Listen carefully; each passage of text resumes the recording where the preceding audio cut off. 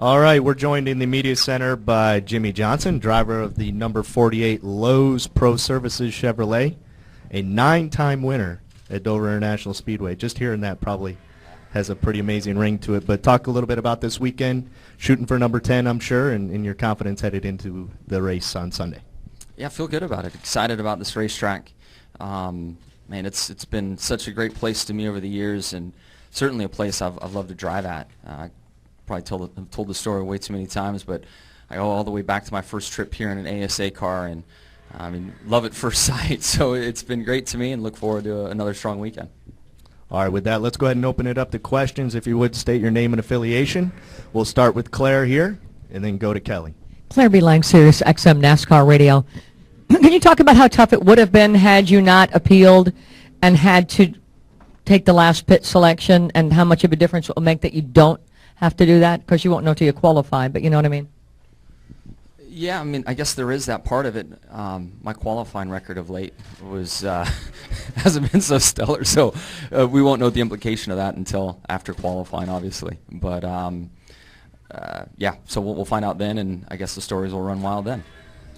All right, let's go over here to Kelly, and then we'll go back to Jeff and Bob. Kelly Crandall from PopularSpeed.com. Jimmie, the consensus among the fans when we come here is everybody's racing for second because you just have that feel here. This is your racetrack. How different is it entering a track like this, knowing that unlike a Charlotte where you've talked about kind of losing the feel when they change the racetrack, Dover hasn't changed? Is it a different type of confidence coming here knowing that you and Chad are either going to be in the ballpark or have the car to win? Yeah, I mean, it is a different mindset coming here, and it's very serving and works well for us, but rules package changed, tire combinations changed, and we do still need to chase the balance of the race car. And I find that the moments when we're off, we're probably a little more anxious than we would be at other tracks, due to the fact that we've been so good here, and there's this level of expectation that we have amongst ourselves that we don't even realize until we're in that challenging moment. I think last fall, I think we ran third here, but a distant third of the 24 who was in control all weekend long, or all race long. And, man, it's like we finished 35th when we finished the race, and the demeanor on the team. So there are many pros to it, but then some cons do show up down the road. All right, let's go to Jeff Gluck. Jeff Gluck from USA Today. Jimmie, you just said that you love this track, and seems like there's a ton of drivers who say that this is just one of their favorite tracks and it's so fun. What specifically is so enjoyable about a lap here? Like, what do you like about it that makes it so much fun? I guess to generalize it, it would be the intensity required to run a lap here. Corner entry has a whole series of events that are fun at both ends of the racetrack. You land in the corner, the steep banking and the speed and force you carry in really gets your attention. And then trying to get the power down is always challenging too. You finally commit to the throttle, and then you're nearly airborne again up onto the straightaway. So it's hard to say that there's one aspect that I enjoy the most, but just the set of corners, from straightaway to straightaway, you kind of work up your bravery, you make it through the corner, you get on the next straightaway, you smile, you're like, wow, that was pretty cool, I'm going to do it again, here we go. And you fly through 3 and 4, and you just end up with that mindset around the racetrack. It's a ton of fun. All right, let's go to Bob Pockers, then Holly Kane. Bob Pockers, ESPN. Jimmie, were you guys surprised by the pit stall selection penalty? And I assume the issue for you guys is more the warning on the side skirt than going through tech? It's kind of hard to hear you with the cars going by, but definitely, we definitely don't agree with what has happened in getting the letters, and that's why the appeal has taken place. I look forward to the appeal process running its course and respect it, and certainly hope for a different outcome once everything runs its course. Let's go to Holly and then Mike Embry. Holly Kane, NASCAR.com.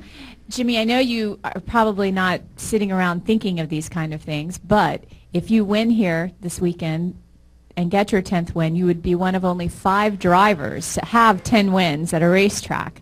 And the last guy to do it was a guy named Dale Earnhardt, and it's quite good company. But can you just talk about some of these accomplishments and that specifically that you're putting up in one of the most competitive time in NASCAR, and where it's putting you among the greats?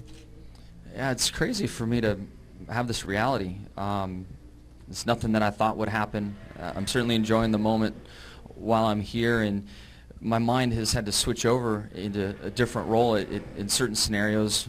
In the championship scenario, obviously at this racetrack at Martinsville, there's a few tracks where I'm in a really neat position to chase history. Again, it's not a situation I ever thought I would find myself in, but now that I'm here, it's certainly in front of me. It's on my mind and something I would love to do, and if I was able to accomplish it, just be honored to be in that same situation that most recently had been done by Dale Earnhardt Sr. I've never had a chance to race against him.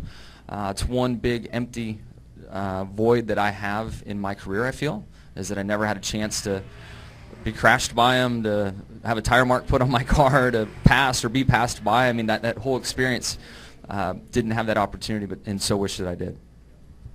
All right, Mike. Mike Embry from the USA Today. Jimmie, we're coming up on the halfway point of the season in a few weeks. How do you stand now compared to how you thought you might be at this point? Race days, I think we're on par. We've been competitive. We've won 3, been in contention for a few more. We've just got to clean up Fridays. It's really been the weak spot and just creates so much more difficulty for us over the course of the weekend. So I'd give myself a different grade for race day than I would for qualifying, and it's somewhere we're focused really hard to get right. All right, let's stay up here. Yep. Jimmie, Scott Walsh from the Scranton Times. Can you talk a little bit about this stretch of the schedule? 600 miles at Charlotte, 400 miles here, 400 miles next week at Pocono. Just how is it more? Is this stretch a little more grueling than maybe some of the other stretches during the schedule? The summer stretch is always grueling. I think the mileage at most tracks, not the 600, the mileage is just something we're seasoned to and conditioned to perform at. I think as the humidity comes up and the heat kicks in, it's a big challenge for everyone. You think about the guys turning wrenches on the car from when the garage opens to when it closes, the guys jumping over the wall, the guys in the cars and gal in the cars. It's definitely a tough summer stretch for us, and one that I really look forward to. I love the physical aspect. I also think that the racetracks change and get slicker and more difficult to drive, and that's something that I look forward to as well. All right, with that, Jimmie, we wish you the best of luck this Cool. weekend. Thank you, everybody.